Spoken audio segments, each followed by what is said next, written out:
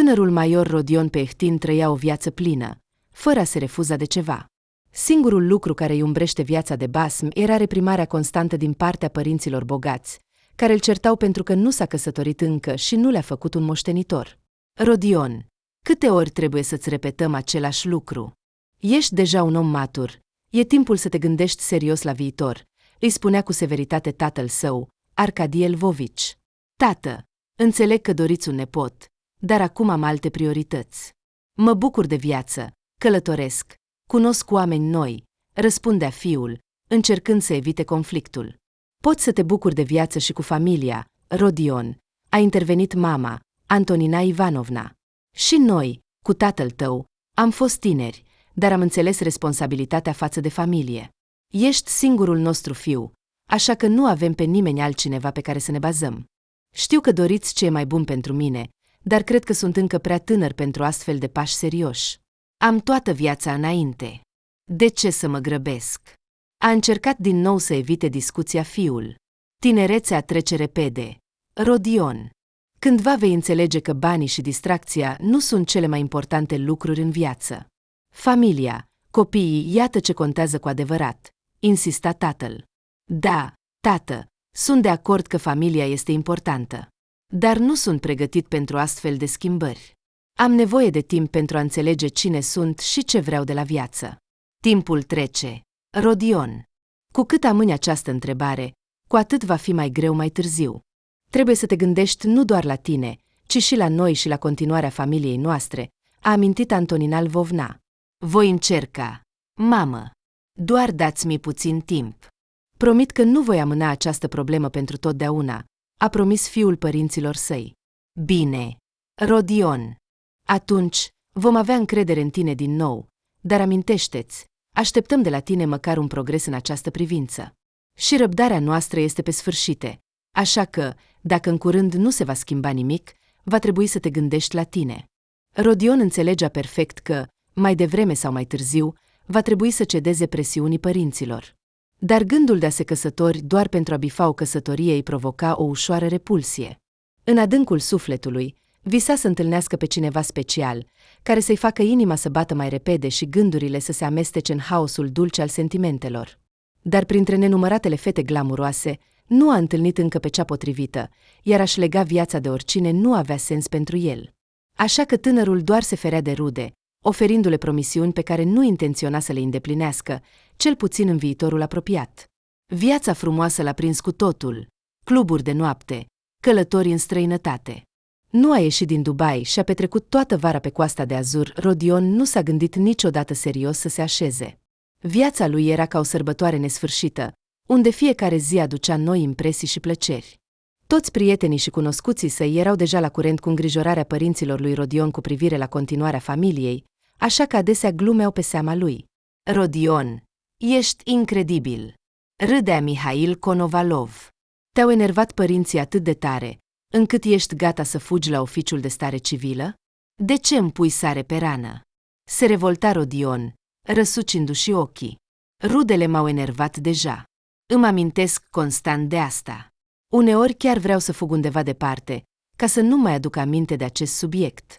Îmi imaginez cum alergi pe plaja din Dubai, iar părinții te urmăresc cu cununi și inele. Râdea Sania. Foarte amuzant, a răspuns Rodion cu o mină încruntată. Dar, sincer, uneori încep să mă gândesc că poate au dreptate, poate e timpul să mă așez. Hai, Rodion, ești încă tânăr, trăiește pentru tine, te vei căsători când vei avea chef, a spus Mihail. Exact. Uită-te la noi, nici noi nu ne grăbim. De ce ai nevoie de toate aceste obligații? Mai bine hai să plecăm undeva în weekend, să ne distrăm, a propus Mihail. Știți, sună tentant, dar uneori simt că părinții au dreptate. Poate ar trebui să încet să cauți o fată potrivită. A întrebat Rodion cu o notă de supunere. Ei bine, dacă vrei, poți încerca. Dar nu te grăbi, alege cu atenție. O soție este pentru toată viața, au râs băieții. Aici nu poți returna nimic producătorilor.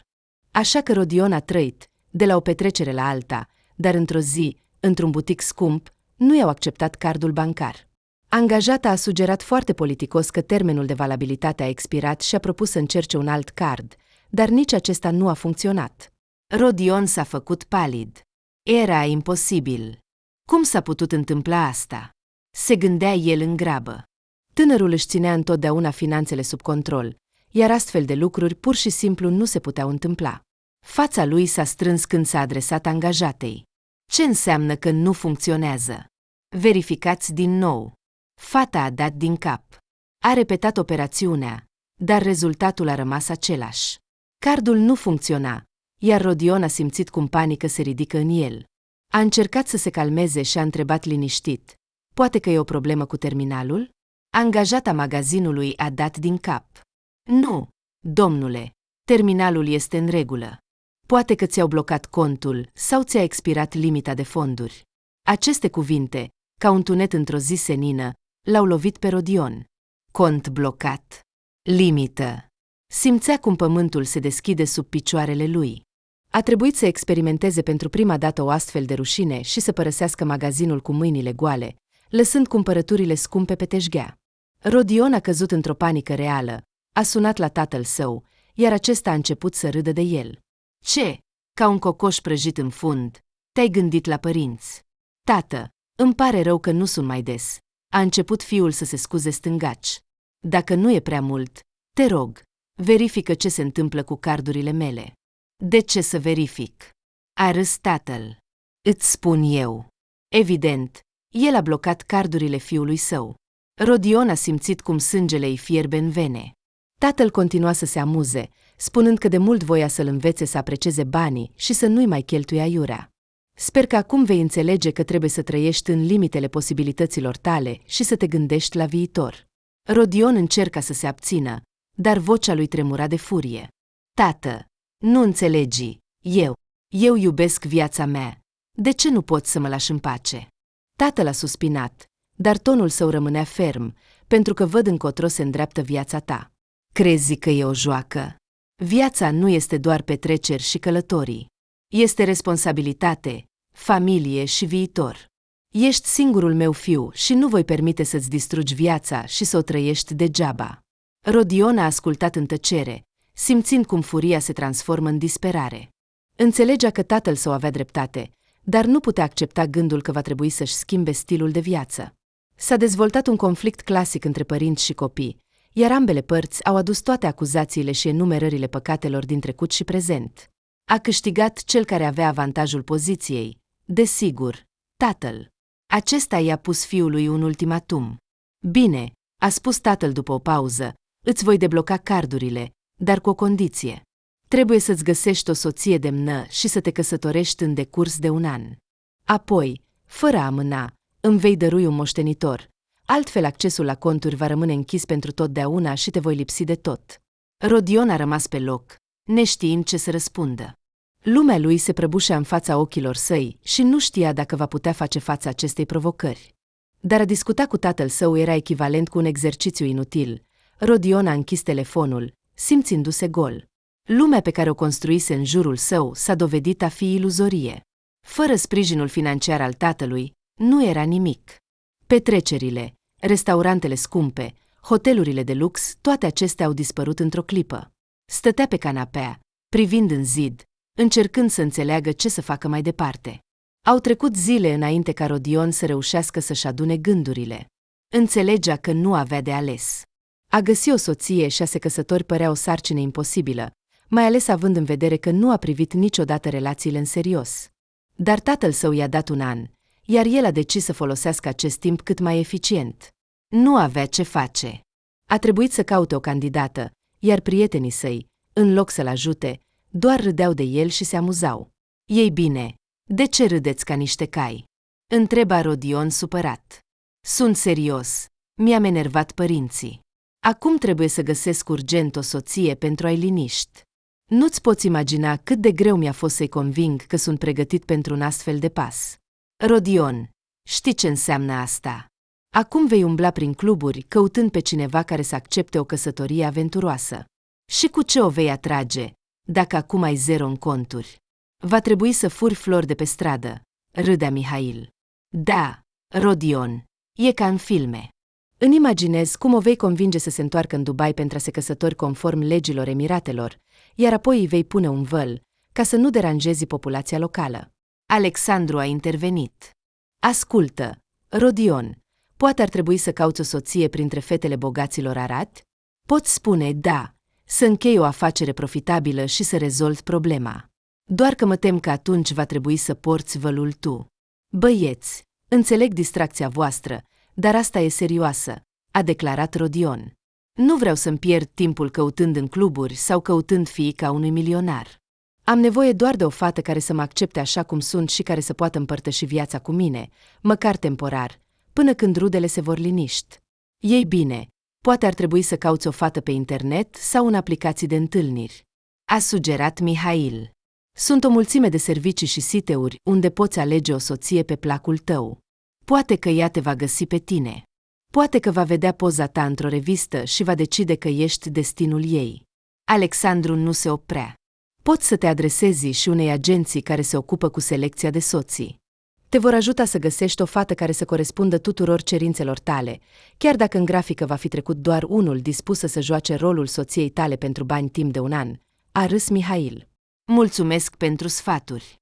Când veți avea probleme, vă voi ajuta și eu în același mod, a răspuns Rodion, iar, în ciuda indignării externe, unele metode de căutare a soției i s-au părut rezonabile. Primul lucru pe care l-a făcut Rodion a fost să înceapă să răsfoiască rețelele sociale, căutând fete cunoscute care ar putea fi potrivite pentru rolul de soție. Dar toate s-au dovedit a fi superficiale, neinteresante. Simțea că nu va putea petrece nici măcar un an de viață cu vreuna dintre ele. În disperare și tristețe, umbla prin baruri, înnecat în vin. Pretutindeni aceleași fețe bețive, care cu siguranță nu le-ar plăcea părinților. Rodion îi privea pe cei din jur cu un sentiment crescând de alienare. În fiecare față vedea reflecția propriei sale goliciuni. Undeva printre acești oameni ar fi trebuit să fie acea unică, care l-ar putea salva de el însuși. Dar fiecare întâlnire nouă se termina cu dezamăgire. Doamne, de ce am parte de astfel de chinuri? Suspina din când în când Rodion.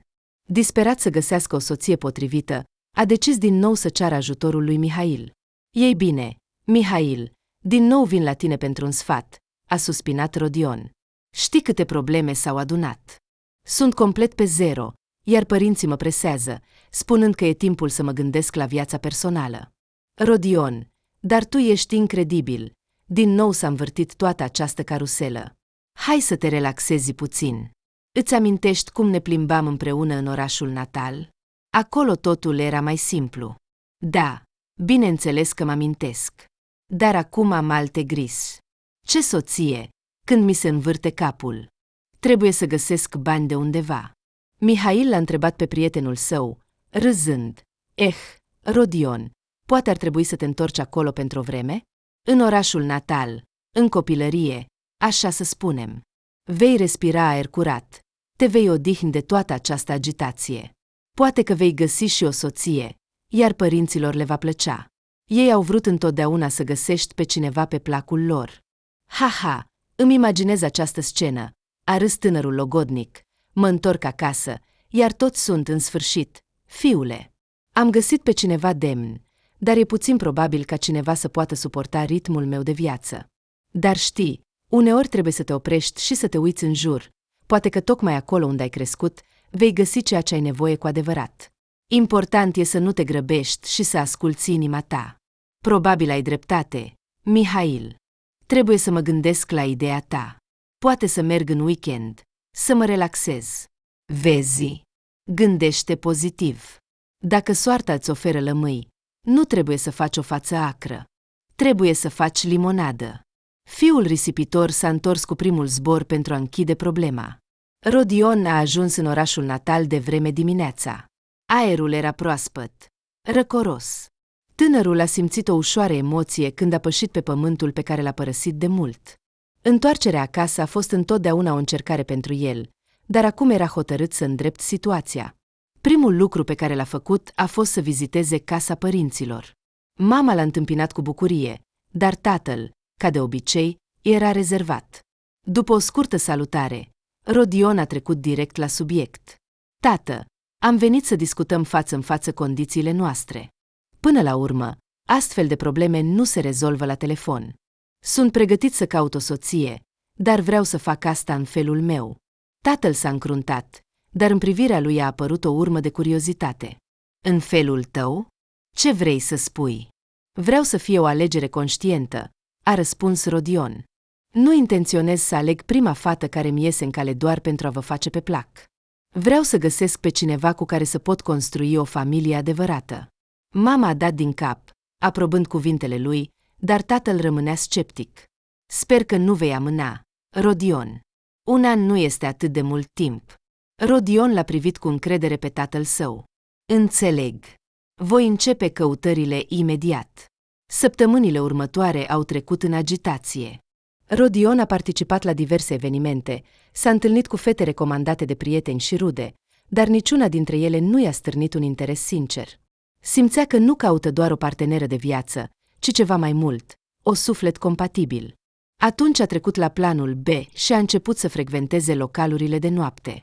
În acea seară, Rodion, ca de obicei, s-a apropiat de bar, unde stăteau 2 fete discutând animat. Salut, doamnelor minunate! Pot să mă alătur conversației voastre? A început Rodion, hotărât să profite de ocazie. Wow! Ce cavaler galant! Desigur, poți să te așezi. A zâmbit una dintre fete. Rodion s-a așezat lângă ele, zâmbind strălucitor cu toți dinții săi albi. Mă numesc Rodion. Încântat de cunoștință. Veniți des aici? Noi suntem aici pentru prima dată. Am decis să încercăm un nou cocktail, despre care am văzut reclama la intrare. Dar voi? A întrebat fata, privindu-le cu interes. Și eu sunt la prima vizită. Am venit să mă relaxez puțin, a mințit Rodion, winking. Ce faceți? Eu? Lucrez ca designer de interior. Dar tu? Eu am propria afacere. A continuat să le spună povești Rodion. Dezvolt o mică companie în Dubai. Ne ocupăm cu tehnologiile IT și criptomonedele. Impresionant, a răspuns fata, ochii ei strălucind la auzul cuvintelor magice Dubai, companie IT și criptomonedă. Dar cum ai ajuns în acest bar? Rodion s-a simțit puțin stânjenit. Sincer, ca o soție. Fetele s-au privit și au început să râdă. E o glumă? Ceva din categoria noilor metode de seducție? Nu, serios. Părinții insistă să-mi găsesc un partener de viață. Așa că am decis să încep căutările în locuri neașteptate. Ei bine, atunci îți dorim noroc. Poate că vei avea noroc și o vei întâlni pe cea destinată chiar aici. Mulțumesc. Poate că una dintre voi este aceea. Fetele au râs din nou, dar acum mai jucăuși. Cine știe? Cine știe? Poate că soarta ne-a pregătit o mare surpriză. Ei bine, să sperăm la ce e mai bun. Până atunci, haideți să ridicăm un pahar pentru noi, a propus Rodion. Toți au ridicat paharele, s-au ciocnit și au continuat conversația relaxată. Și astfel de povești de întâlnire în căutarea viitoarei soții au fost foarte multe în viața lui Rodion. Într-o zi, într-un alt local, a dat peste o fată care ieșea în grabă dintr-un colț. Ua! Ce faci? Te arunci pe oameni ca un demon din cutie. Fata s-a oprit, aproape că s-a ciocnit de el și l-a privit confuz cu ochii ei mari și verzi. Fața ei era ușor rumenită, iar părul era dezordonat. Oh, îmi pare rău, a murmurat ea, încercând să se aranjeze, doar că mă grăbesc, înțelegi? Rodion a zâmbit, observând confuzia ei. Bine, treci, a spus el, dându-i loc. Unde te grăbești atât? A suspinat ea, ca și cum s-ar fi adunat cu gândurile. Lucrez aici, a răspuns ea repede. Lucrăm până târziu, iar mâine avem o comandă importantă. Trebuie să terminăm camera. Rodion a privit-o atent. Era neobișnuită. În ochii ei strălucea o flacără vie. Fata a dispărut undeva în partea administrativă, iar Rodion a rămas mult timp să o privească, chiar și când silueta ei fragilă s-a pierdut în spatele unei cotituri. Pare interesant, a murmurat el, amintindu-și de fata simpatică. Rodion a rămas pe loc, cufundat în gândurile sale. Această întâlnire efemeră a lăsat în el sentimente ciudate pe care nu le putea explica. De obicei, era concentrat pe afacerile sale, dar acum în mintea lui se învârtea imaginea acelei fete, zâmbetul ei ușor, ochii jucăuși și cele câteva secunde în care privirile lor s-au întâlnit. Rodion a dat din cap, încercând să-și alunge gândurile, și s-a întors în sala localului. După ce a comandat o cafea, s-a așezat la o masă liberă și a început să observe oamenii din jur. Totuși, gândurile lui reveneau constant la ea. Ceva din această întâlnire i s-a părut important, deși nu înțelegea de ce. A trecut aproximativ o oră înainte ca Rodion să realizeze că e timpul să se întoarcă la treburile sale. S-a ridicat, a lăsat bani pe masă și s-a îndreptat spre ieșire. Deodată, ușa care ducea în coridorul administrativ s-a deschis, iar fata misterioasă a ieșit. De data aceasta arăta mai ordonată, dar rămânea la fel de strălucitoare și vie. Fata a trecut pe lângă el, fără să-i acorde vreo atenție. Acest lucru l-a deranjat pe Rodion. De obicei, fetele încercau să-i placă în toate felurile, se învârteau în jurul lui ca fluturi în jurul unei lumini, dar aceasta pur și simplu l-a ignorat. Asta e ceva nou, a concluzionat tânărul. Trebuie să aflu cine este și ce face. Pentru prima dată după mult timp, s-a confruntat cu o situație în care o fată nu a manifestat interes față de el. De obicei, femeile răspundeau cu plăcere la semnalele lui de atenție, dar aceasta părea că trăiește în lumea ei, complet absorbită de treburile sale. Un astfel de comportament a trezit în el curiozitatea și dorința de a o cunoaște mai bine. A doua zi, Rodion s-a întors în același local, sperând să o revadă pe misterioasa necunoscută. A ocupat aceeași masă și a început să aștepte, aruncând priviri către intrarea în partea administrativă. Nu a reușit să o aștepte pe necunoscuta misterioasă, așa că a fost nevoit să întrebe despre ea angajații barului. Salut! A fost aici ieri o fată roșcată, amuzantă, cu ochi mari și verzi. Poți să-mi spui cine este? Mi-a plăcut foarte mult. Cum o cheamă? Nu a apucat să întrebe. A fugit undeva și nu a mai văzut-o. Cred că e Liza, probabil. E singura noastră roșcată, cu o grămadă de păr neascultător pe cap. Rodion a simțit o bucurie crescândă auzind numele necunoscutei care îi plăcuse. Acum avea șansa să afle mai multe despre ea. Liza Parfionova, spui? A repetat el, memorând numele. Ce face aici? Lucrează. Barul a dat din cap. Liza este studentă, lucrează aici ca dansatoare de striptease, dar nu permite nimănui să se apropie de ea. O striptează corectă, a zâmbit vizitatorul, nu e mai ușor de obținut. Mă îndoiesc că o astfel de fată le-ar plăcea părinților mei, dar, pe de altă parte, nu trebuie să le spun totul. Unele detalii picante pot fi omise. Rodion a fost interesat de ea. Spre deosebire de alte fete care încercau să-i atragă atenția, aceasta părea inaccesibilă și misterioasă. A decis să afle mai multe despre ea. Prin cunoștințe comune, a aflat că o cheamă într-adevăr Liza, că studiază la facultatea de litere și că visa să devină scriitoare. Munca în club era o soluție temporară pentru a-și plăti studiile și a închiria o cameră. În următoarele seri, Rodion a venit la local, observând-o pe Liza de la distanță. Dansa cu grație și ușurință, dar rămânea rece și distantă. Nimeni dintre vizitatori nu putea să se apropie de ea mai aproape de câțiva metri. Părea că trăiește într-o lume proprie, inaccesibilă celor din jur. Odată, când Liza a terminat spectacolul și se îndrepta spre vestiar, Rodion s-a apropiat de ea, a prins-o de cot și a tras-o spre masa lui. Fetei nu i-a plăcut deloc această abordare. A încercat să se împotrivească, dar Rodion s-a prins de ea cu o strângere de neclintit. TSS, a șoptit Rodion, calmează-te. Nu am de gând să-ți fac rău. Am o propunere pur și simplu de afaceri. Știi că ai nevoie de bani. Eu te pot ajuta cu asta. Liza s-a întors spre el, ridicând ușor sprâncenele. Mulțumesc. Dar dacă vrei să-mi propui ceva, am o regulă, nicio relație cu clienții. Rodion a râs. Crede-mă, nu am de gând să-ți propun nimic de genul. Cel puțin, nu vor fi relații reale între noi. Dar ești foarte aproape de adevăr în presupunerile tale. Înțelegi? Rudele mele au decis să-mi blocheze robinetul. În general, mi-au blocat cardurile bancare și mi-au pus condiția să mă căsătoresc în decurs de un an. Mai este și un alt detaliu, dar nu contează. Trebuie doar să îndeplinesc prima parte a planului. Îmi pare rău, dar eu ce am de-a face cu asta? A întrebat Liza confuză. De ce ești atât de neînțelegătoare? S-a revoltat Rodion. Am nevoie să mă căsătoresc rapid cu cineva. Dar nu intenționez să fac asta cu adevărat, iar tu ești o candidată bună pentru o astfel de farsă. Fata speriată nu credea niciun cuvânt din spusele clientului ușor îmbătat și se gândea doar la cum să scape cât mai repede.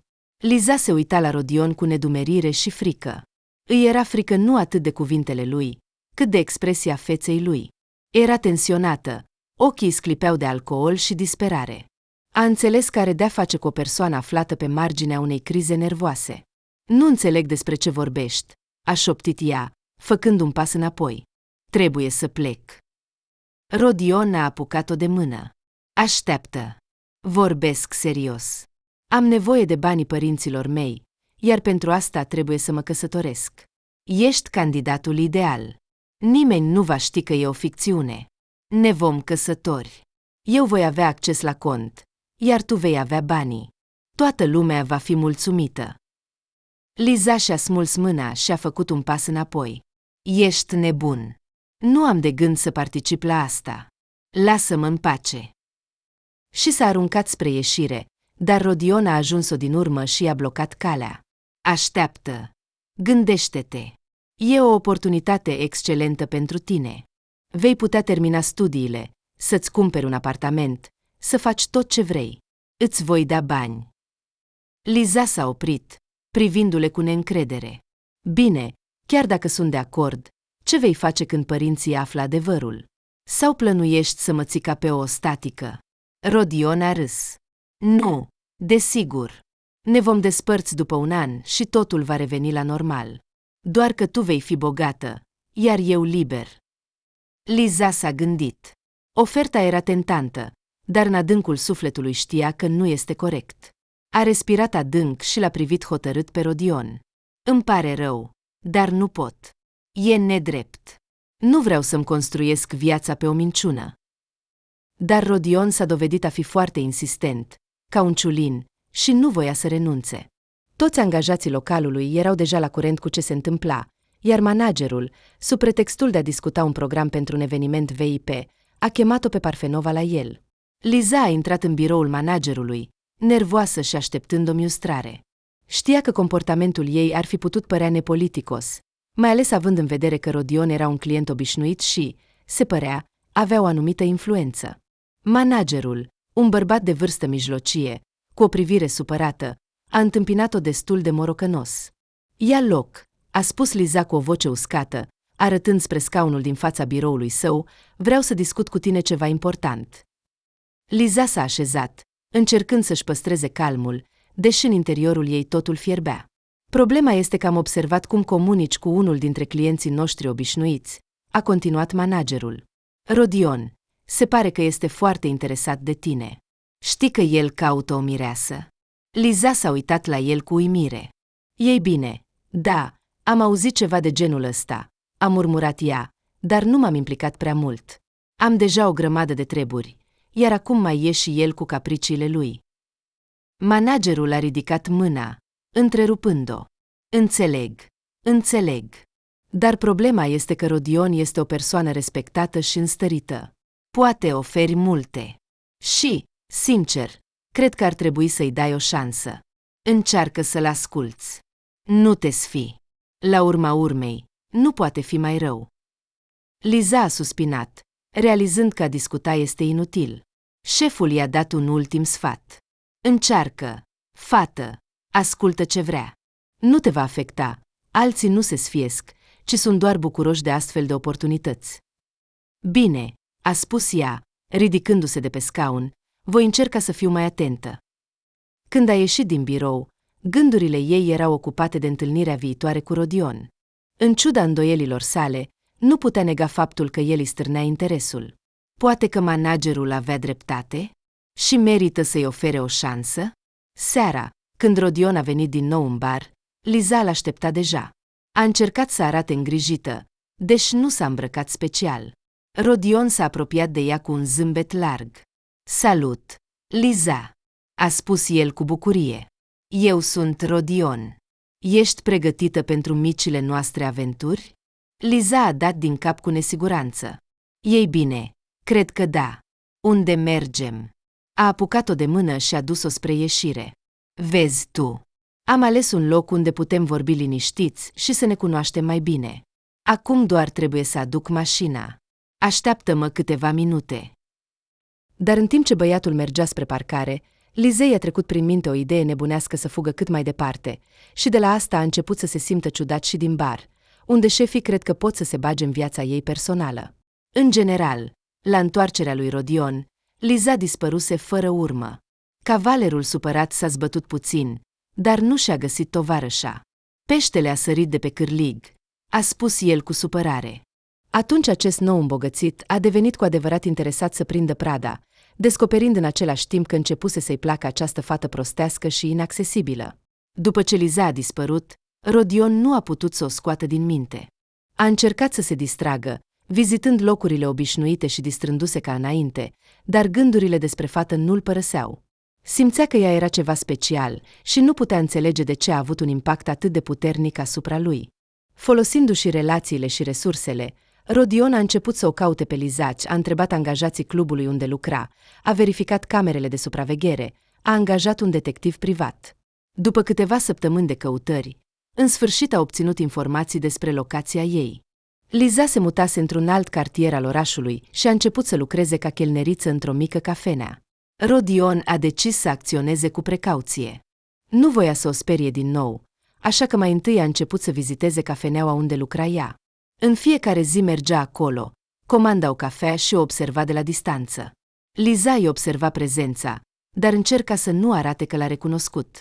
Odată, când cafeneaua era aproape goală, Rodion s-a apropiat de masa ei. Salut, Liza, a spus el, încercând să vorbească calm. Nu am vrut să te sperii, doar voiam să te văd din nou. Liza s-a uitat la el cu suspiciune. Ce vrei?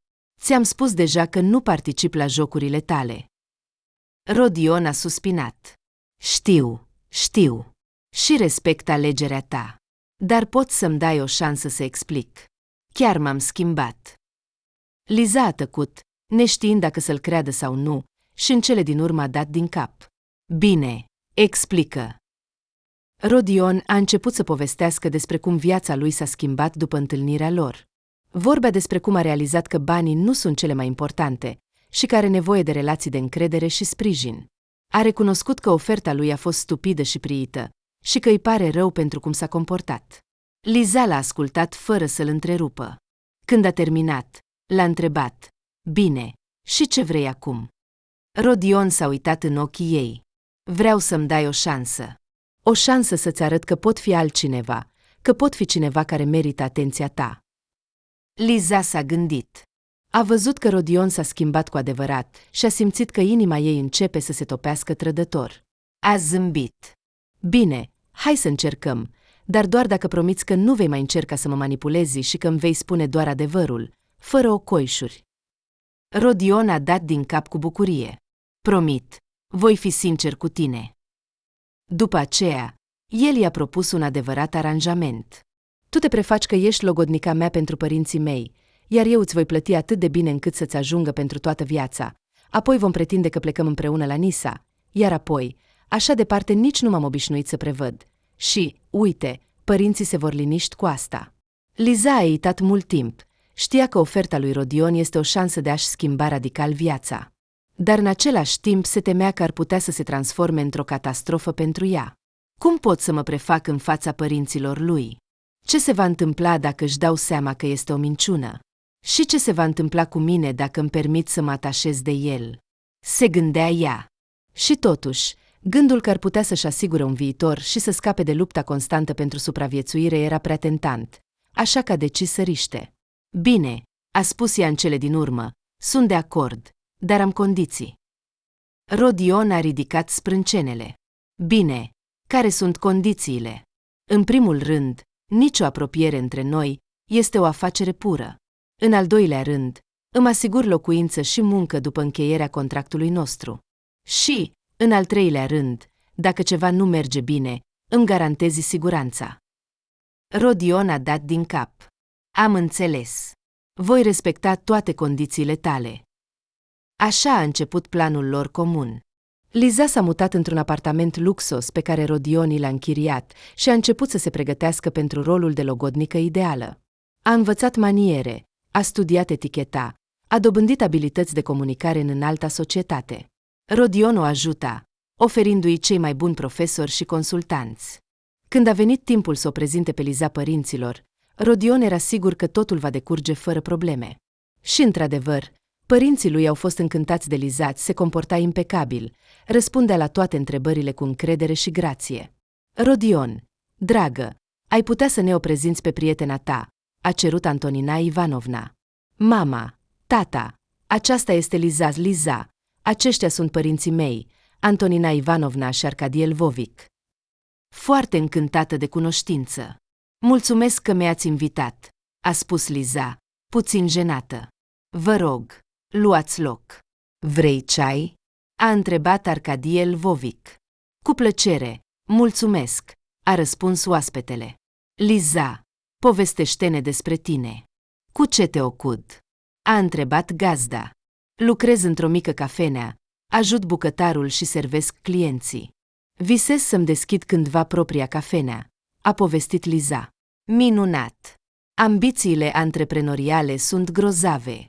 Și cum te-ai întâlnit cu Rodion nostru? A continuat mama să întrebe. Liza abia își ținea zâmbetul pe față. Ne-am întâlnit într-unul dintre localurile unde lucram. Rodion era, cum să spun, în căutarea unei mirese, iar drumurile noastre s-au intersectat. Ei bine, fiule, se pare că ai găsit-o pe cea potrivită, a observat tatăl. Bravo! Tata, ce spui? Noi abia am început să ne întâlnim, a răspuns fiul cu jenă. Dar ce să facem? Să fie așa. Important este să fiți fericiți. Liza, ce pasiune ai în afară de muncă? Îmi place să gătesc, experimentez cu rețetele, ador să citesc cărți și să mă plimb în natură. Wow! Ce coincidență! Și eu și soțul meu iubim natura. Ieșim adesea la plimbări în parc, încercăm să ne menținem în formă. Mișcarea este viață. A continuat viitoarea soacră conversația socială. Și tu, Liza, îți place sportul? Da, încerc să fac fitness. E important să ne menținem în formă, nu-i așa? Sunt absolut de acord. Sănătatea este totul pentru noi, a declarat tatăl mirelui. Liza, cum își văd părinții cariera ta? Ei mă susțin în tot. Întotdeauna spun că cel mai important este să faci ceea ce îți place. Oameni înțelepți. Și noi, soțul meu și cu mine, credem că fericirea copilului este cea mai importantă. Mama, tata, haideți să trecem la masă. Cina este gata. Desigur, s-a agitat gazda. Liza, te rog, la masă. Toți s-au mutat în sala de mese, unde a fost pregătit un festin festiv. La masă a continuat conversația prietenoasă, iar Liza se simțea din ce în ce mai confortabil în compania părinților lui Rodion. Seara a trecut într-o atmosferă caldă și plăcută, întărind relațiile dintre toți cei prezenți. Părinții lui Rodion erau fericiți că fiul lor a găsit în sfârșit o fată atât de minunată. Chiar dacă fata părea evident săracă, era cinstită și necoruptă, se gândeau ei. La a treia întâlnire, au venit deja acasă, la fiul lor, aducând cu ei încă câțiva membri ai familiei, și au anunțat că au ales deja restaurantul pentru nuntă. Rodion a fost șocat. Totul se întâmpla atât de repede, încât abia reușea să țină pasul cu evenimentele. Părinții lui păreau să o perceapă pe Liza ca pe o opțiune ideală pentru fiul lor și acum se grăbeau să accelereze procesul. Rodion însuși nu înțelegea pe deplin ce se întâmplă, dar știa că situația îi scapă de sub control. Mama, tata, așteptați, a început el, încercând să oprească fluxul deciziilor părinților. Nu am discutat încă totul între noi. Haideți să nu ne grăbim. Dar mama a făcut doar un gest cu mâna. Oh, dragul meu, știm ce facem. Vă va fi mai bine dacă totul se va întâmpla mai repede. Am vorbit deja cu proprietarii restaurantului, am rezervat data. Totul este pregătit.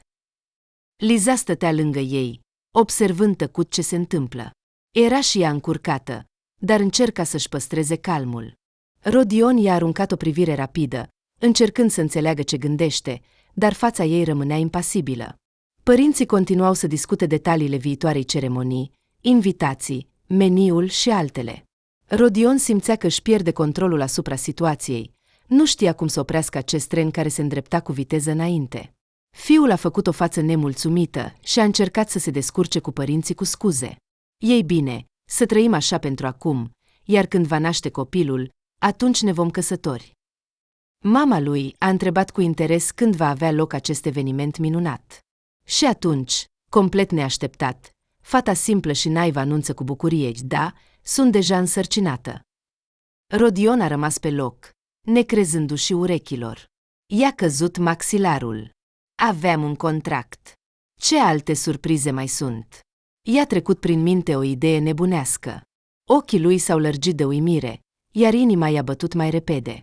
Nu putea să creadă că Liza a spus asta cu voce tare, mai ales în fața părinților lui. În capul lui Rodion au izbucnit sute de gânduri simultan. Cum a putut? De ce a făcut asta și ce se va întâmpla acum? Iar fata s-a dovedit a fi nu o proastă. Iar părinții lui, în special mama, erau încântați. Antonina Ivanovna s-a umplut de un zâmbet fericit. Oh, dragule, aceasta este o veste fantastică. Vei deveni tată. Este minunat. Tatăl lui Rodion părea, de asemenea, mulțumit, deși își păstra calmul exterior. Ei bine, felicitări! Se pare că soarta a decis să te așeze. Rodion și-a îndreptat privirea spre Liza, ea stătea cu capul sus, iar în ochii ei a văzut o încredere neobișnuită. Ce ipocrită ai fost! I-a șoptit el furios la ureche, făcându-se că o sărută ușor pe obraz. Așa că a trebuit să se căsătorească. Ceremonia a avut loc într-o veche moșie, înconjurată de un parc pitoresc. Vremea în acea zi a fost perfectă. Cerul albastru senin, lumina soarelui bâlâândă, o briză ușoară jucându-se cu frunzele copacilor. Moșia a fost decorată cu flori de toate nuanțele, trandafiri alți, bujori delicati, gerbere strălucitoare și orhidee elegante. Intrarea în clădire era împodobită cu arcade din flori vii, iar de-a lungul aleilor erau vase cu plante aromatice. Oaspeții treceau prin aceste arcade, simțind magia momentului. Ceremonia de căsătorie și banchetul au fost pur și simplu de poveste. Seara, când soarele a început să apună, tinerii căsătoriți au ieșit pe terasă pentru a se bucura de priveliștea apusului. Le-au mulțumit tuturor oaspeților pentru prezență și au promis să păstreze dragostea și respectul unul față de celălalt pe viață. Cel mai emoționant moment a fost discursul mirelui, care s-a adresat oaspeților cu o ultimă vorbire.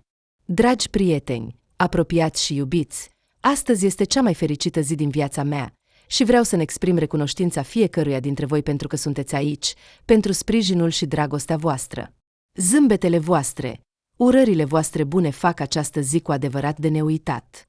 O recunoștință specială părinților mei, Antoninei Ivanovna și Arcadie Lvovic, pentru răbdarea, înțelepciunea și dragostea voastră nesfârșită. Fără exemplul și sprijinul vostru, nu aș fi devenit omul care sunt astăzi. Vă mulțumesc tuturor prietenilor și colegilor care ați venit să împărtășiți cu noi acest moment fericit. Prietenia și participarea voastră înseamnă foarte mult pentru noi și, desigur, un mulțumesc special soției mele minunate. Liza, ai adus în viața mea bucurie, sens și dragoste. Fiecare zi cu tine este un dar al sorții. Să ridicăm cupele pentru dragostea noastră, pentru viitorul nostru, pentru toți cei care sunt astăzi cu noi. Fie ca viața voastră să fie plină de fericire, sănătate și prosperitate. Vă mulțumesc tuturor enorm. Dar tot ce este bun se termină repede. Viața de familie a început să-l plictisească pe Rodion, iar într-o dimineață însorită, clară, a ieșit să se plimbe cu mașina lui sportivă pentru a se destinde. Înainte de asta, a avut o discuție nu foarte pozitivă cu soția. Liza stătea pe canapea, răsfoind o revistă, când Rodion a intrat în cameră, suspinând greu. Liza, nu o să crezi cât de obosit sunt. Aceste întâlniri nesfârșite, aceste rapoarte, apeluri. Uneori vreau pur și simplu să renunț la tot și să plec departe. Soția a pus revista pe genunchi, privindu-le pe soț cu compasiune. Dragul meu, te înțeleg. Munca poate fi într-adevăr obositoare, dar tu însuți ai spus cât de importantă este compania ta pentru tine. Rodion s-a așezat lângă soție, apucând-o de mână. Da, bineînțeles, știu asta, dar uneori vreau pur și simplu să mă odihnesc, să mă destind, poate să plec undeva în weekend sau să-mi fac o mică vacanță. Dar ce se va întâmpla cu treburile mele? Nu pot pur și simplu să renunț la tot, a răspuns soția. Iată, așa este mereu. Mă apasă deja această responsabilitate excesivă. Nu avem o viață de familie, ci un plan continuu de evenimente. Mă enervează deja. Cu aceste cuvinte, Rodion a ieșit din casă, trântind ușa. A sărit în mașina lui sportivă și a pornit pe străzile aglomerate ale orașului. Semaforul a început să clipească roșu, avertizând participanții la trafic să se oprească, dar Rodion, cufundat în gânduri și pierdut de mult în realitate, nu a observat acest semnal. A apăsat pe accelerație, iar mașina a pornit înainte, tăind aerul dimineții. De cealaltă parte a intersecției, un camion încărcat cu materiale de construcție se apropia încet de același loc. Șoferul, un profesionist experimentat, a simțit brusc că pedala de frână de sub picioare devine moale și insensibilă. Inima îi bătea nebunește când a realizat că mașina nu răspunde comenzilor. Încercând să evite coliziunea, șoferul a virat brusc la dreapta, dar era prea târziu, mașina lui Rodion a ieșit în intersecție, iar camionul a lovit partea laterală a vehiculului cu un zgomot asurzitor de metal. Și lumea din jurul lui Rodion s-a transformat instantaneu în haos. Geamurile erau sparte, metalul era îndoit, sunetele sirenelor, țipetele oamenilor se îmbinau într-un zgomot unitar. A pierdut cunoștința, iar când s-a trezit, s-a descoperit în spital, înconjurat de medici și asistente. A urmat o perfuzie, o operație, încă o operație. Doctorul, după ultima intervenție chirurgicală, le-a comunicat rudelor, diagnosticul este sumbru. Pacientul va supraviețui, dar leiunea spinală nu îi oferă șanse pentru o viață normală. De acum înainte, va putea să se deplaseze doar într-un scaun cu rotile. Rudele, distruse de durere, plângeau lângă patul lui. Zilele treceau încet, ca un jeleu vâscos. Rodion zăcea în salonul de spital, înconjurat de o tăcere sterilă și miros de medicamente. Corpul său era nemișcat, iar fiecare mișcare provoca o durere chinuitoare în coloană, iar partea inferioară a corpului nu o simțea deloc.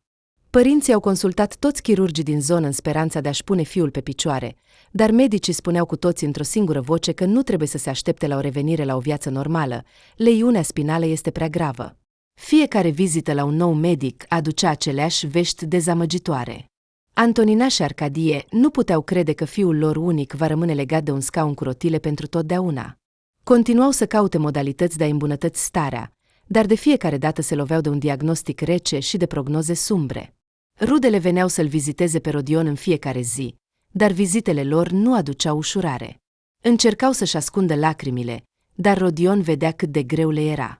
Mama lui nu putea să se uite la el fără durere în ochi, iar tatăl încerca să se țină, dar tensiunea interioară era vizibilă pe fața lui. Într-o seară, când Rodion zăcea în pat, gândindu-se la viitorul său neclar, Antonina a intrat în salon, s-a așezat lângă el, luându-le de mână. Fiule, a început ea, am făcut tot ce ne-a stat în putință pentru a găsi o modalitate de a-ți reda sănătatea. Dar, din păcate, medicii spun că șansele sunt mici. Dar știi ce? Nu ne dăm bătuți. Vom lupta până la capăt. Rodion s-a uitat la mama sa și a încercat să-i zâmbească. Știu, mama, a răspuns el, nici eu nu mă gândesc să mă predau. Poate că într-o zi va apărea un nou tratament sau o tehnologie care mă va ajuta. Antonina i-a strâns puternic mâna. Așa este, fiule, speranța moare ultima. Trebuie să continuăm să credem și să încercăm să trăim o viață plină, în ciuda tuturor. Tatăl, care a intrat în salon, s-a alăturat conversației. Rodion, a spus el, amintește-ți că ești puternic. Suntem mândri de tine și te vom susține în tot. Viața continuă și vom face tot ce ne stă în putință pentru a te face fericit. Rodion a dat din cap. Văzând eforturile părinților, nu voia să-i supere cu starea lui depresivă. Fiecare zi era asemănătoare cu cea precedentă. Pereții spitalului păreau reci, impersonali, iar tăcerea era întreruptă doar de sunetele aparatelor medicale și de vizitele rare ale rudelor. Rodion încerca să nu-și piardă optimismul, dar cu fiecare zi devenea tot mai greu. Nu putea să se obișnuiască cu gândul că nu va mai putea niciodată să stea în picioare. Dar cel mai greu pentru el era nu lipsa activității fizice, ci sentimentul de vinovăție față de Liza și față de copilul nenăscut. Știa că acțiunea lui necugetată va pune capăt vieții lor comune, pe care abia începuseră să o construiască. În fiecare noapte adormea cu gândul că nu merită fericirea pe care o avea.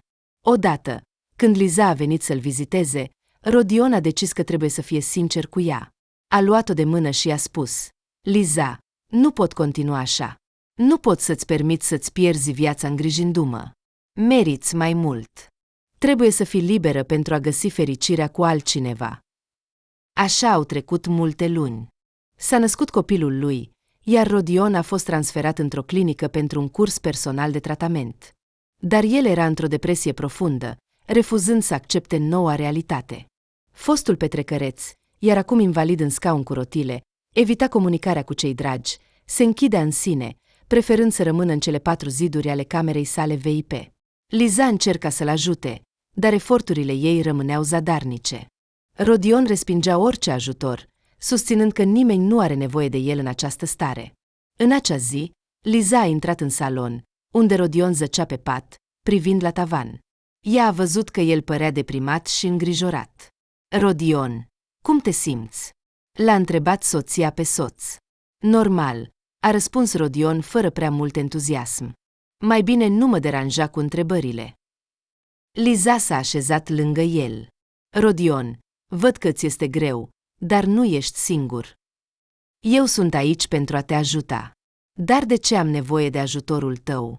Eu nu sunt necesar nimănui în această stare, a răspuns soțul iritat. Rodion, te înșeli. Ești important pentru mine și pentru familia noastră. Toți vrem să te vedem sănătos și fericit. Fericit? A râs amar soțul. Cum pot fi fericit când nu pot nici măcar să mă mișc normal? Rodion, nu ești singur în asta, i-a spus soția cu fermitate. Sunt mulți oameni care s-au confruntat cu probleme similare și au reușit să găsească o soluție. Putem apela la specialiști, să încercăm metode noi de tratament. Ha, specialiști, a zâmbit soțul, dând din mână. Ei au spus deja că șansele sunt mici. De ce să pierdem timp și bani pe speranțe deșarte? Rodion, speranța este ceea ce ne menține pe linia de plutireț, a declarat hotărât Liza. Chiar dacă șansele sunt mici, trebuie să încercăm. Până la urmă, ai fost întotdeauna un luptător, nu-i așa? Rodion a tăcut, gândindu-se. Liza l-a apucat cu bâlâândețe de mână. Rodion, înțeleg că ți este greu acum, dar eu cred în tine. Vom trece prin asta împreună. Hai să nu ne dăm bătuți fără luptă. Liza, a șoptit soțul, nu știu dacă voi putea să fiu din nou ca înainte. Tânăra soție a suportat zi de zi izbucnirile lui de furie și disperare. A văzut cum suferă soțul ei, dar știa că trebuie să lupte pentru viitorul lor. Odată, când Rodion a refuzat din nou ajutorul unui specialist în reabilitare, Liza s-a adunat și a declarat hotărât: ajunge! Nu poți trăi așa. Ești necesar copilului nostru. Ești necesar mie. Nu te voi lăsa să te predai. Rodion s-a ridicat pe brațe pe pat, gata să facă un nou scandal, dar Liza nu i-a dat voie să spună un cuvânt. Te vei ocupa de reabilitare. Vei învăța să folosești acest scaun cu rotile. Vei începe să trăiești o viață plină. Mă auzi? Trebuie să o faci. Soțul a tăcut, uitându-se la ea cu uimire și furie. Nu era obișnuit ca cineva să-i vorbească în acest ton, dar în ochii ei a văzut aceeași hotărâre care l-a adus înapoi la viață după accident. Reabilitarea a fost grea. Fiecare zi era o luptă continuă.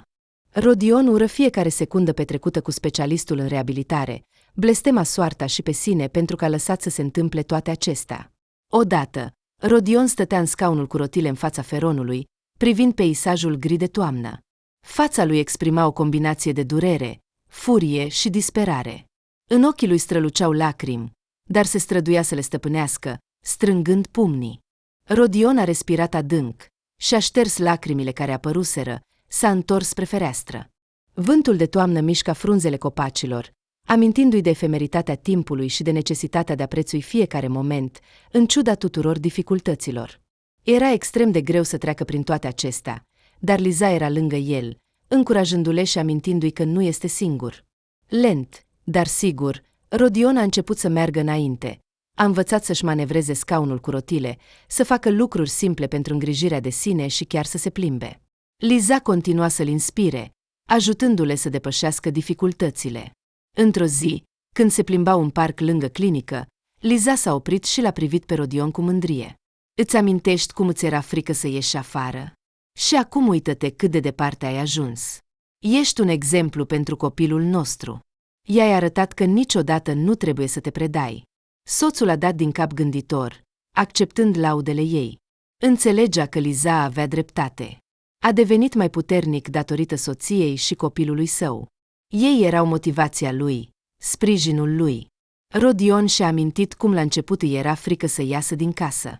Frica de lumea exterioară, frica de privirile trecătorilor, frica de propriul corp, care refuza să-i asculte voința, dar cu fiecare zi și cu fiecare plimbare, cu fiecare nouă realizare simțea cum încrederea lui crește.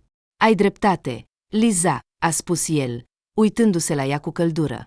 Datorită vouă am învățat să privesc lumea cu alți ochi. Am încetat să-mi fie frică de viitor. Am început să-mi fac planuri.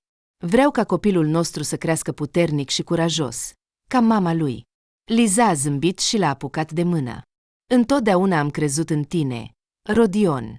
Și știu că poți atinge orice obiectiv. Cel mai important este să nu-ți pierzi credința și să nu te predai. Au continuat plimbarea, bucurându-se de moment.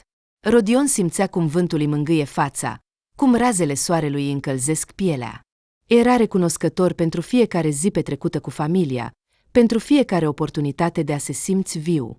Treptat, viața și-a reluat cursul, iar fostul moșneag, actual invalid, a început să se intereseze de lumea exterioară, care până atunci pentru el consta doar din clinică și un mic parc de lângă ea. Acolo l-a întâlnit pe un tânăr, care se trata și el acolo, și care avea o boală de sânge incurabilă. Tânărul era mai mic decât Rodion, dar în ochii lui strălucea o bucurie incredibilă și optimism, în ciuda bolii grave. Îl chema Artiom și găsea întotdeauna un motiv de zâmbet chiar și în cele mai dificile situații. Salut! A strigat Artiom cu o voce veselă către Rodion, când s-au întâlnit întâmplător în coridorul clinicii. Tu ești, probabil, Rodion, nu? Te-am văzut de câteva ori în parc. Rodion, la început, a perceput cu neîncredere noul cunoscut, dar în curând a realizat că Artiom era imposibil de ignorat, reușind cumva să se facă plăcut. Au început să petreacă timp împreună, discutând despre orice, de la cărți și filme până la planuri de viitor, pe care Artiom le construia cu o perseverență uimitoare. Știi, odată a spus Artiom, stând lângă Rodion în parc, mi se spune că boala mea este incurabilă, dar eu nu mă voi da bătut. Vreau să călătoresc, vreau să văd lumea, să experimentez tot ce se poate. Rodion s-a gândit. A considerat întotdeauna că viața este o luptă. Dar până acum nu întâlnise pe nimeni care să lupte cu astfel de dificultăți, cu o lumină interioară incredibilă în ochi. Și ce vrei să vezi mai întâi? A întrebat Rodion. Artiom a zâmbit. Paris. Visez să văd turnul Eiffel, să mă plimb pe Champs-Élysées, să stau într-o cafenea confortabilă, iar apoi, poate, să merg în Italia, să văd Coloseumul. Rodion l-a ascultat cu admirație. Părea că Artiom avea atât de multe planuri, încât ar fi fost suficiente pentru 10 vieți. Și în acel moment, Rodion a realizat că și el trebuie să înceteze să se plângă de sine și să înceapă să acționeze. Știi, a spus el, mă inspiri. Vreau și eu să trăiesc o viață plină. Ajunge cu ascunsul de lume. Artiom a râs vesel. Asta este atitudinea corectă. Împreună putem face orice. Așa a început prietenia lor neobișnuită. Artiom îl ajuta pe Rodion cu exercițiile fizice, iar Rodion îi povestea tânărului despre călătoriile sale în străinătate. Împreună au început să dezvolte planuri pentru viitor, construind vise care păreau imposibile. Acest tânăr cu o boală incurabilă a devenit pentru Rodion un exemplu de curaj și tărie. I-a arătat că chiar și în cele mai dificile condiții poți rămâne puternic și aspira la mai mult. În ciuda bolii incurabile, băiatul era incredibil de optimist. Compunea ceva, visa să se vindece pentru a deveni muzician și a-și ajuta mama singură. Rodion nu a realizat imediat semnificația întâlnirii cu noul său cunoscut. Povestea despre visele sale, glumea, râdea, de parcă viața lui nu era deloc limitată de boli și suferințe. Rodion, absorbit de problemele sale, La început a avut dificultăți în a se înțelege cu Artiom. Nu înțelegea cum poate cineva să se bucure de viață când soarta a lovit atât de dur. Dar Artiom nu a renunțat. A continuat să-l atragă pe Rodion în conversațiile sale, a propus să facă exerciții fizice împreună, i-a citit poeziile pe care le scria și chiar a cântat la chitară când medicii îi dădeau voie.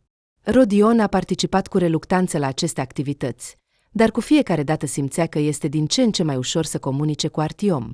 Rodion și Artiom stăteau adesea în parc lângă clinică, tânărul pe o bancă, iar mai în vârstă în scaunul cu rotile. Ziua era însorită, dar vântul rece de toamnă amintea de iarna care se apropia. Rodion se uita gânditor la Artiom, care răsfoia paginile unei reviste cu un zâmbet fericit. Artiom, spune-mi, cum reușești să te bucuri atât de mult de viață, în ciuda diagnosticului tău? A întrebat cu grijă interlocutorul. Nu pot să nu mă gândesc la ceea ce mă așteaptă în viitor, iar tu, se pare, ești complet calm. Artiom a zâmbit larg. Știi, pur și simplu nu vreau să-mi pierd timpul cu tristețea și descurajarea. Fiecare dintre noi are o alegere, fie să se plângă și să plângă, fie să se bucure de fiecare moment pe care îl avem. Eu aleg a doua opțiune. Dar cum poți fi atât de optimist, știind că boala ta este incurabilă? Ei bine, în primul rând, nimeni nu știe ce se va întâmpla mâine. Medicii spun că boala este incurabilă, dar cine știe, poate că mâine vor găsi un medicament. Sau vor inventa o nouă metodă de tratament. Și în al doilea rând, nu vreau să pierd ceea ce am acum. Vreau să trăiesc, să mă bucur de lucruri mici, să călătoresc, dacă se poate, și să mă bucur de fiecare moment. Dar cum faci față durerii și slăbiciunii? Sigur îți este greu uneori. Desigur, sunt momente când îmi este greu, dar încerc să mă distrag cu ceva plăcut. De exemplu, citesc cărți, mă uit la filme, mă întâlnesc cu prietenii. Și, de asemenea, mi-am pus un obiectiv să văd Parisul și Roma, nu mă voi da bătut în fața visurilor mele doar pentru că medicii au spus că sunt fără speranță. Asta este impresionant. Am crezut întotdeauna că viața ar trebui să fie dreaptă, dar se pare că ea ne oferă doar oportunități. Mă faci să mă gândesc la cum mă raportez la situația mea. Rodion, și tu poți schimba atitudinea ta față de viață. În loc să te concentrezi pe ceea ce ai pierdut, gândește-te la ceea ce ți-a mai rămas. Ai familie, prieteni, interese. Începe cu lucruri mici. Stabilește-ți obiective mici și atinge-le. Crede-mă, asta te va ajuta. Ai dreptate, Artiom. Trebuie să încetez să mă plâng de mine și să încep să acționez. Îți mulțumesc. Ești un adevărat prieten. Întotdeauna sunt bucuros să ajut, a răspuns tânărul zâmbind. Amintește-ți, viața este un dar și trebuie să o folosim la maximum. Rodion și-a îndreptat scaunul cu rotile spre ieșirea din parc, dar înainte de asta s-a întors și a făcut cu mâna lui Artiom. Simțea că starea lui s-a schimbat. Pentru prima dată după mult timp se gândea nu la ceea ce a pierdut, ci la ceea ce mai putea face. Artiom continua să stea pe bancă, zâmbind și visând la Paris.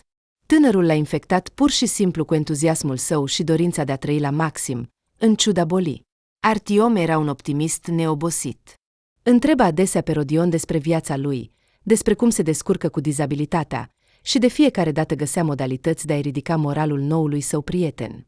Rodion, devenit invalid, era uimit de cât de multă dorință de viață avea acest tânăr, ce obiective simple și stabile. Poate așa trebuie să trăiești? Și ce a realizat el? Ce a obținut, risipind averea tatălui său?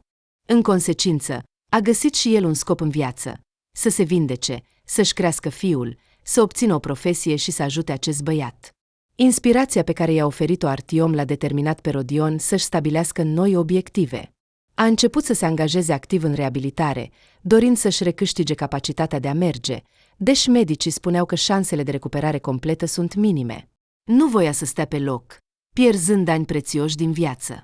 Odată, când Rodion se afla în clinică, s-a gândit la ceea ce Artiom spunea mereu despre cât de important este să-și ajute mama. Asta i-a amintit de propriile sale obiective și a decis că viața lui trebuie să fie dedicată ajutorului oamenilor. A început să dezvolte planuri pentru a crea un fond care să ajute copiii cu afecțiuni similare cu cele ale lui Artiom. Ideea fondului l-a captivat complet. A găsit sponsori, a început să strângă fonduri și să organizeze concerte caritabile. Fondul a câștigat rapid popularitate, atrăgând atenția multor oameni. Rodion era inspirat de succesul proiectului și a decis să-l extindă, incluzând programe de reabilitare și suport psihologic pentru copii și părinții lor. În același timp, Rodion lucra și la sănătatea lui. Se antrena în fiecare zi, făcea exerciții fizice și chiar a început să studieze programarea pe computer pentru a putea câștiga o viață de la distanță. Deși progresele sale în mers erau minime, nu-și pierdea credința în sine. Credea că, chiar dacă nu va reuși să se recupereze complet, va putea trăi o viață plină, făcând ceea ce îi place. Tot acest timp, soția lui, tânăra, observa cu uimire și bucurie schimbările care aveau loc în el.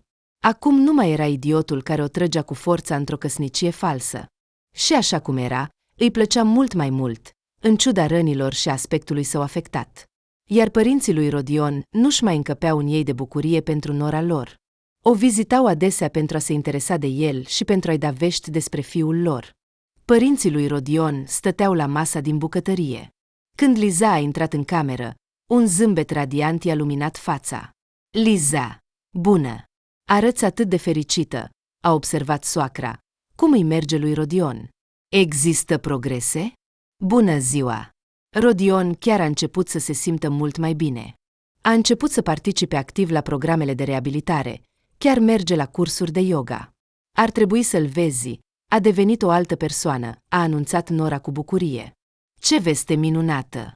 Suntem atât de fericiți să auzim că se îmbunătățește. Ai făcut o muncă uriașă. Liza, îți mulțumim pentru grija față de fiul nostru, a mulțumit socrul ei. Îți mulțumesc pentru cuvintele atât de calde. Fac asta cu multă dragoste și bucurie. Rodion a devenit mai deschis și mai încrezător în sine. Simt că este pe calea cea bună. Și noi am observat schimbările din el. A început să sune mai des și să împărtășească succesele sale. Este un progres incredibil. Niciodată fiul nostru nu a fost atât de iubitor și grijuliu ca acum, a împărtășit Antonina Ivanovna, iar în ochii ei au strălucit lacrimi. A început să-și stabilească obiective mici și să le atingă, iar asta îi dă încredere în forțele proprii. De asemenea, le-a spus că plănuiește să se implice în caritate pentru a ajuta persoanele cu dizabilități. A împărtășit planurile soțului său Nora. Asta este pur și simplu fantastic. Fiul nostru a fost întotdeauna un băiat bun, dar acum devine un adevărat bărbat. Liza, îți mulțumim pentru tot ce ai făcut pentru el. Arcadie Lvovici a mângâiat-o pe mână. Sunt fericită că am putut ajuta. Rodion este o persoană minunată și sunt sigură că are un viitor mare. Da, și noi credem asta. Ești pur și simplu o comoară pentru fiul nostru. Suntem foarte fericiți că ești în familia noastră, a recunoscut soacra. Mulțumesc! Și eu sunt foarte fericită să fiu aici. Fiul vostru este o personalitate puternică și cred că va reuși să realizeze multe. Liza, ai schimbat viața fiului nostru în bine. Îți mulțumim pentru tot ce ai făcut. Mulțumesc! Îmi face mare plăcere să aud asta și sunt fericită că am putut ajuta. Rodion și Liza s-au apropiat din ce în ce mai mult, continuând să trăiască o viață plină, în ciuda tuturor dificultăților pe care au trebuit să le depășească. După câteva luni de reabilitare intensivă, Rodion a început să-și recâștige treptat controlul asupra corpului său, deși acesta a fost un proces lung și dificil. Fiecare mișcare, fie că era vorba de realizarea cu succes a unei simple mișcări sau de depășirea fricii de a ieși afară, devenea un motiv de bucurie și noi planuri pentru viitor. Și treptat, Rodion a început să-și extindă limitele lumii sale. A reluat comunicarea cu prietenii, a descoperit noi hobby-uri și chiar s-a implicat în activități de voluntariat, ajutând alți oameni cu dizabilități să facă față dificultăților vieții. Liza l-a susținut în tot, încurajându-le în succesele sale și bucurându-se de fiecare realizare a lui. Soția a intrat în cameră, unde soțul ei stătea în scaunul cu rotile, absorbit de lectura unei cărți. Rodion, cum îți merge? Cum te simți astăzi? A întrebat ea. Rodion s-a uitat la ea cu un zâmbet ușor. Totul este excelent. Cartea este interesantă și vremea este frumoasă. Cum a fost ziua ta? Liza i-a zâmbit înapoi. Totul a fost bine. Tu, ca întotdeauna, ai fost ocupat cu treburile tale, iar eu m-am odihnit puțin. Știi, și voiam să-ți spun că sunt foarte mândră de tine. Ai realizat progrese mari și sunt sigură că în fața noastră totul va deveni doar mai bun. Soțul a respirat adânc. Îți mulțumesc, draga mea. Cuvintele tale îmi dau întotdeauna putere. Și eu cred că totul va fi bine. Am trecut deja prin multe dificultăți împreună. Și sunt sigur că vom face față oricăror provocări care ne așteaptă în viitor. Liza l-a atins pe umăr. Nu am nicio îndoială în asta. Am dovedit deja că împreună putem depăși orice. Cred în tine, Rodion. Ești o persoană puternică și voi fi mereu alături de tine pentru a te susține. Îți mulțumesc, draga mea. Ai fost întotdeauna sprijinul meu. Fără tine nu știu cum aș fi făcut față acestor dificultăți. Soția, înțelegătoare, i-a zâmbit și l-a îmbrățișat strâns pe soțul ei, care, cum s-a dovedit în timp, era iubitul ei. Împreună au realizat, de asemenea, progrese mari în tratamentul lui Artiom, care a devenit un prieten apropiat al lui Rodion, și nu au eitat să cheltuie bani pentru asta. Datorită sprijinului și investițiilor lor financiare, băiatul a urmat un tratament care a inclus o transplantare de măduvă osoasă. Tratamentul a fost un succes, iar băiatul a intrat în remisie stabilă. Această victorie le-a adus o bucurie imensă și încredere că fac lucrurile corecte. Acest proces complicat și costisitor a necesitat investiții semnificative, dar rezultatele s-au dovedit a fi încurajatoare. Tratamentul i-a oferit lui Artiom o șansă reală de recuperare completă a sănătății. Rodion a fost sincer fericit pentru tânărul său prieten, îl vizita adesea pe Artiom în spital, susținându-le moral, ajutându-le să-și păstreze optimismul. Liza a participat, de asemenea, la proces, ajutându-le pe Artiom să se adapteze la noile condiții și sprijinind familia lui, care era îngrijorată pentru sănătatea fiului. Rodion și părinții lui Artiom s-au întâlnit în sufrageria spațioasă, umplută cu lumina bâlâândă a feronului de seară. Elena Vasilievna, mama băiatului, s-a aruncat să-i sărute mâinile binefăcătorului său, dar el a oprit-o. Iar femeia a început să bâlbâie rușinată. Rodion, știm cât de mult ai făcut pentru fiul nostru. Suntem infinit recunoscători pentru bunătatea și grija ta. Vladimir Petrovici, ridicându-se din fotoliu, s-a alăturat discursului de mulțumire al soției. Da, suntem foarte recunoscători. Ai salvat pur și simplu fiul nostru și nu vom uita niciodată asta. Rodion a zâmbit modest. Mă bucur că am putut ajuta și sper că Artiom este acum sănătos și fericit. Ochii Elenei Vasilievna străluceau de bucurie. Da, a devenit într-adevăr o altă persoană. Zâmbește din nou și trăiește o viață plină. Știm că fără tine nu ar fi fost posibil. Vladimir Petrovici a suspinat ușurat. Suntem foarte fericiți că ai apărut în viața noastră, Rodion. Ai devenit pentru noi un al doilea fiu. Îți mulțumim pentru cuvintele atât de calde. Voi fi mereu alături, dacă va fi nevoie de ajutorul meu. Și acestea nu erau cuvinte goale. Rodion a fost cu adevărat implicat în viața tânărului său prieten, iar în paralel, Rodion și Liza se ocupau de creșterea fiului lor, Kiril, care creștea sănătos și fericit, în ciuda tuturor problemelor cu care se confrunta familia sa.